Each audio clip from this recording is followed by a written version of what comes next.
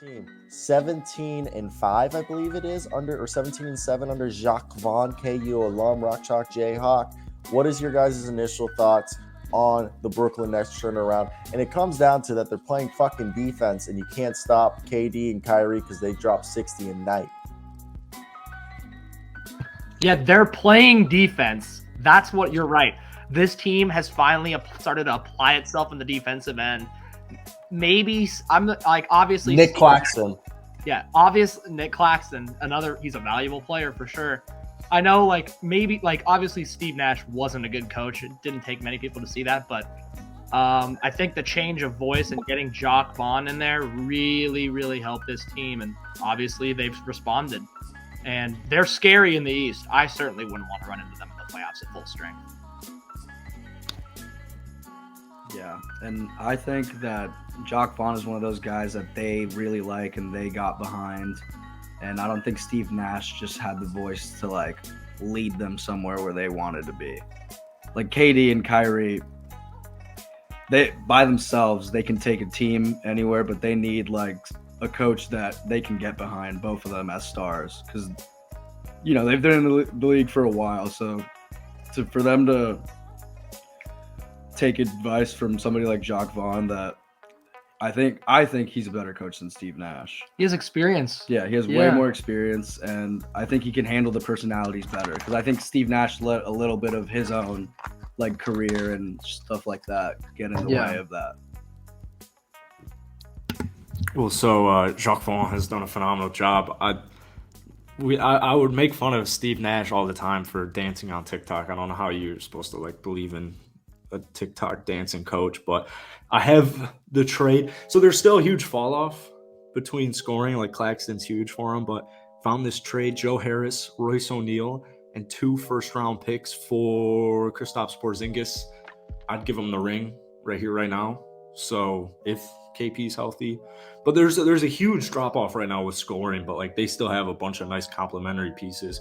I don't think Royce O'Neal has helped out as much as I was really anticipating. I think with the emergence of Yuta Watanabe, I think he could be on the move with Joe Harris, and I mean they still have some first round picks. So at this point, I'm going all in on a championship. Kyrie Irving had his first ever buzzer beater victory game winner or something like that, which is an insane statistic, but they've won 10 of their last 11. I love Jacques Vaughn. So unfortunately, France didn't get the victory. So right here, I'm just kidding. Double joke. You got Defensive Player of the Year candidate Nick Claxton, who's being super disrespected, 2.5 blocks a game right there from the young man, and he's playing good offense. You got yourself Yuta Watanabe, like you said. Yeah, he took a little bit of Royce O'Neal's job, but I think Royce O'Neal adds a bit more. Yes, Royce is, I think, 2 or 3 inches shorter than Yuta Watanabe, but I think having Royce O'Neal and Yuta Watanabe are the type of players you need on your roster, and you don't move those type of guys. Now, I think, yes, Joe Harris, because you got Joe Harris and Seth Curry, and they're both kind of putting out the same output. And at the end of the day, I'd rather keep Seth Curry than Joe Harris because he costs way cheaper, and I think his contract expires before his. So for me, look for, maybe we package Joe Harris with Cam Thomas, get a rebuilding team to send us maybe a combination. Let's say we hit up the Spurs and we're like, hey, send us Josh Richardson, and I'm trying to think of another guy because you can't get Doug McDermott under that, but because of the salaries. But if you look at Josh Richardson and maybe if they want another big guy, Gorgie Dang, or if they want Kieta Bates Diop or something like that, or you can even, I know, but I think really the best deal is if you hit up Utah and you get Kelly Olynyk, and I really think Kelly Olynyk would be great for this team. But that's not even what it's about. It's playing defense, and that's what we've seen with this team, that it's been super fun to watch. Is you got Ben Simmons, who's the floor general, the guy who guards 1 through 5. You got yourself the shooters in Joe Harris, Seth Curry, Yuta Watanabe, Royce O'Neal, who surround them. Duron Sharp and Nick Claxton hold down the middle. And I think Jacques Vaughn, James Harden came out a few days ago and said the reason why he left the Brooklyn Nets was, there was no structure. Even superstars need structure. I think Jacques, a guy who's been on NBA benches for, I think, at least 10, 15 years now. He actually had an opportunity to be a head coach with the Orlando Magic. That fucking failed, but I don't think that was entirely his fault. And I think again, it's just having someone who holds people accountable. Like Kevin Durant said that Jacques Vaughn doesn't, calls people out, calls everyone. And even now, Kevin Durant just seems more engaged and being a leader and calling out and holding everyone accountable. And at the end of the day, I think this is a top 10 team in the NBA. I don't have them in my title contenders because I think title contenders are usually the top 5 teams, top 4 teams. Ooh. But I think this is like the 8th best team in the NBA right now. Thoughts?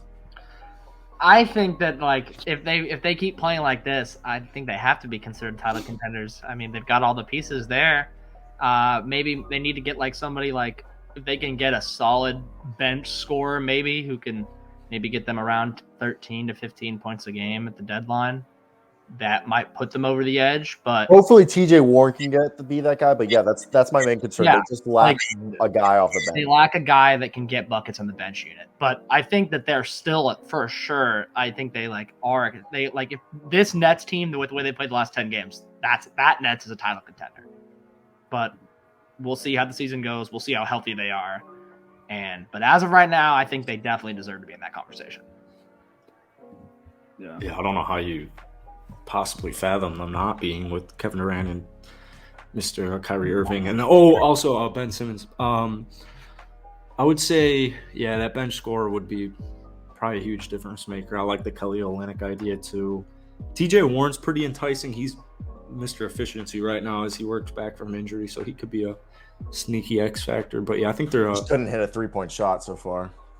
Yeah, well, if you're connecting on 66% of your field goals, I'll take it. But I know what you're saying. I think he's not going to be It's rust. It's rust. It's 2 years of playing. Yeah, he's not going to be bubble TJ, but it's 2 years of not playing basketball.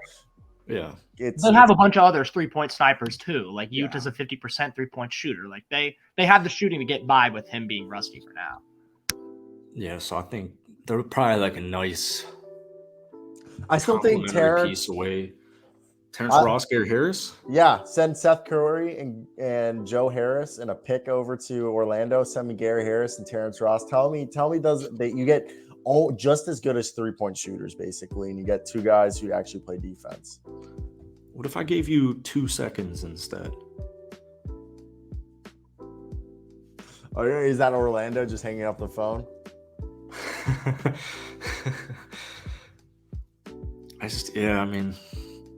But yeah, no. Harris are nice, but I think everyone's in agreement. Jalen said it. I said this earlier in my rant that I'd rather keep Seth Curry. Seth Curry and Joe Harris are right now producing the same exact stats, basically. And at this point, I think Seth's hitting the same amount of threes at a lower clip. So at this point, you're paying Seth half the money. Let's use Joe Harris as a trade chip. And I'm sorry to say, I love Cam Thomas, I love Kessler Edwards, but if you have to throw those 2 guys in instead of a pick, you do it. But yeah, I think that this is a team that's right there on the fringe in my mind of being a title contender. The only thing that's holding it back, and Luke said it earlier, is an off the bench scorer. If this team had, a Malik Beasley or a Jordan Clarkson as another example, but a guy who can just come off and be even like Cameron Payne, how he can come in and just run what we thought Patty Mills was going to do. We just need a guy who can come off the bench and give us 12, 15 a night.